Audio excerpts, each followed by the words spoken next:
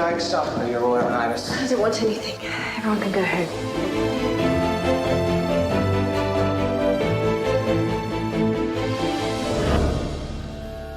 Well, I'll see you next weekend. The one after. Well, if that's what the palace have decided.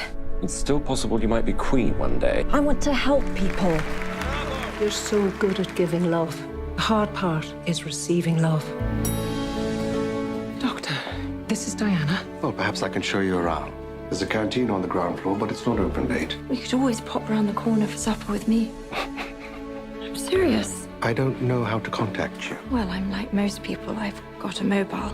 Actually, I'm not like most people. I have 4. Cheers. Cheers. He doesn't treat me like a princess.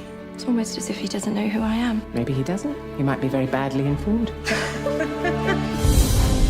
You're the most famous woman in the world. Use your power. I'm only trying to highlight a problem that's going on all around the world.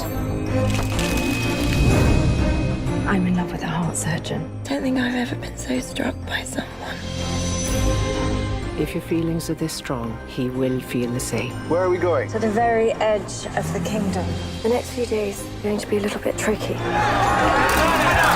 If I marry you, I have to marry the whole world as well. That's not possible. Anything's possible. I am a surgeon. I can't work with the paparazzi sticking their cameras in my face.